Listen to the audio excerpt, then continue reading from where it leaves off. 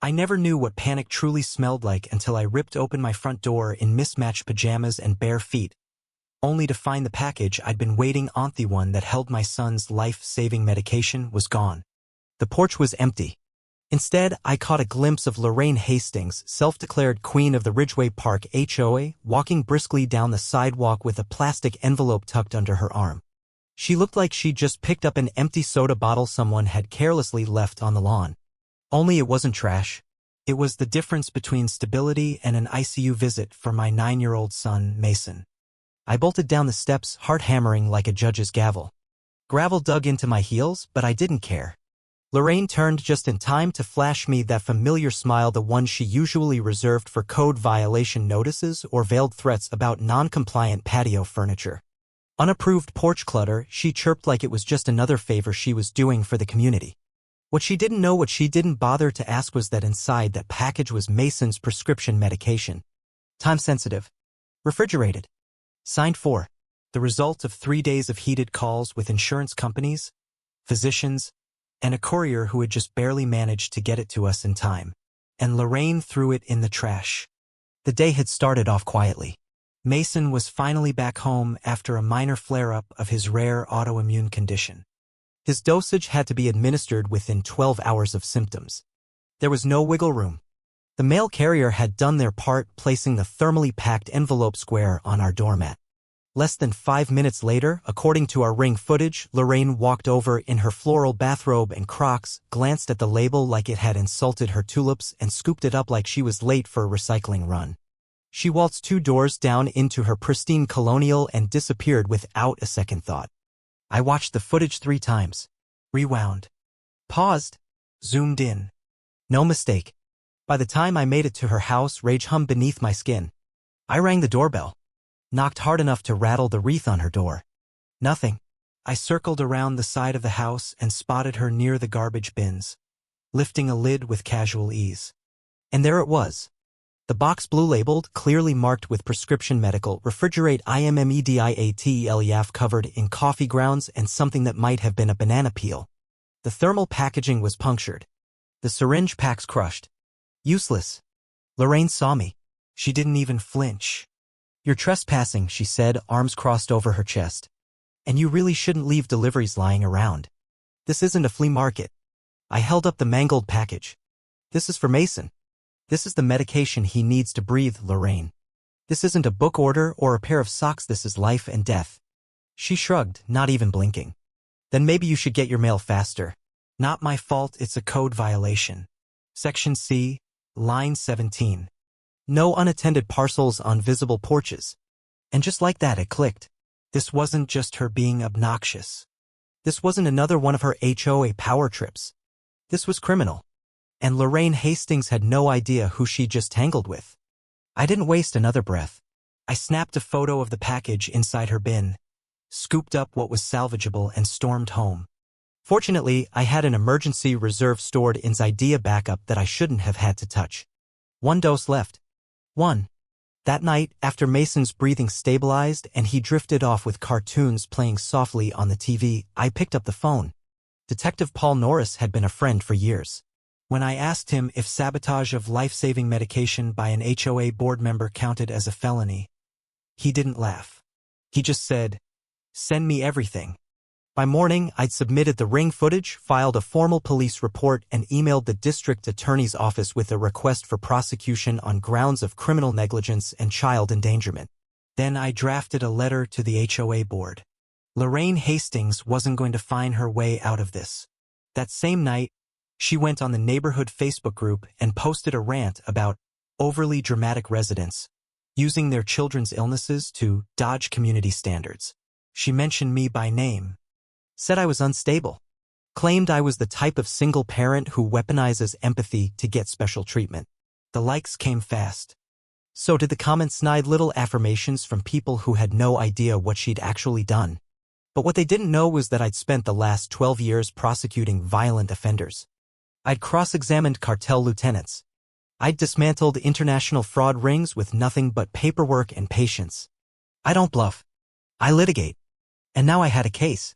When Lorraine strutted into the emergency board meeting in a salmon-pink pantsuit and sunglasses the size of dinner plates, she looked like someone arriving at a charity luncheon, not a disciplinary hearing. She sipped lemon water like she had nothing to worry about. "I'm glad you could make it," she said sweetly, sliding a manila folder across the conference table toward me. "Just in time for our discussion on community harmony." I didn't sit. "You're under investigation for endangering a child's life," I said, cold and even. "You should be lawyering up, not passing out agendas." She waved her hand, dismissive. "The package wasn't labeled properly. It was on your porch more than 15 minutes. That's a violation."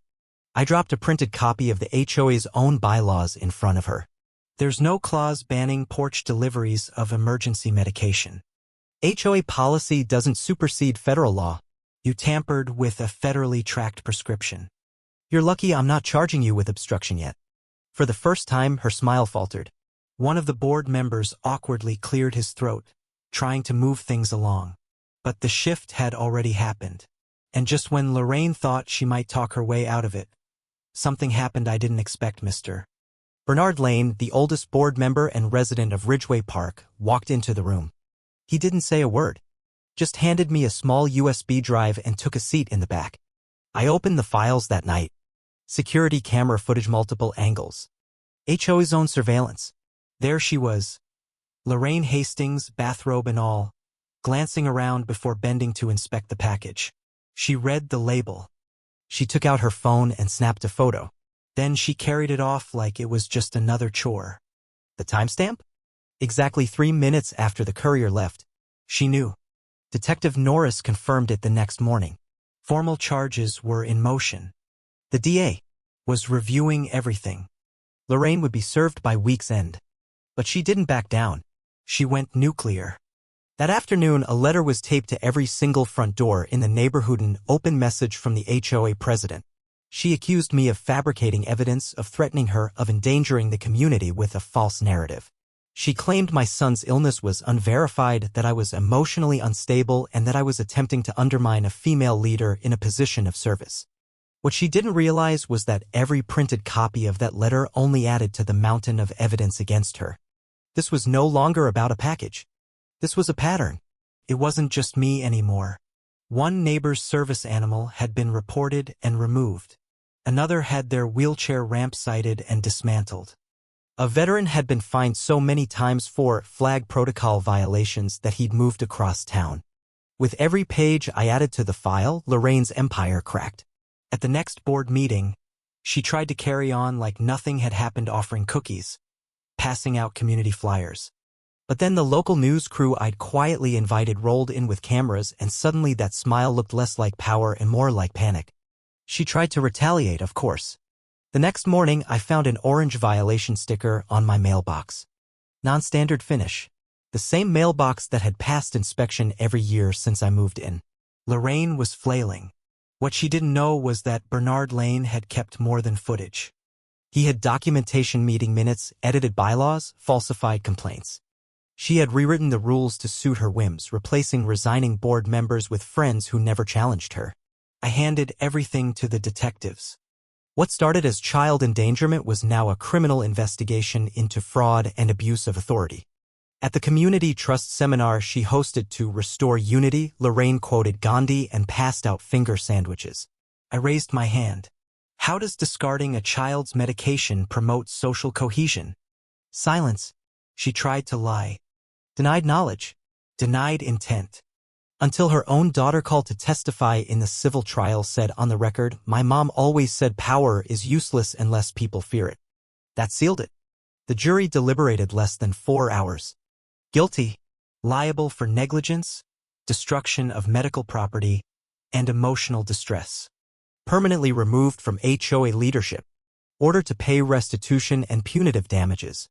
Before she even left the courthouse, the DA handed her the indictment for financial fraud. A week later, I passed a roadside cleanup crew off Highway 16. There she was, picking up trash in a reflective vest. No clipboard. No sunglasses. No power. Mason asked who she was. "Just someone cleaning up," I said. And that more than any verdict or payout was the justice I needed. The neighborhood is different now. Softer. More human. We rewrote the bylaws from scratch. The new president is a middle school librarian who bakes cookies and listens. Mason is thriving. No fear. No lingering tension. Just peace. And in the end, that was what I fought for. Not revenge. Resolution.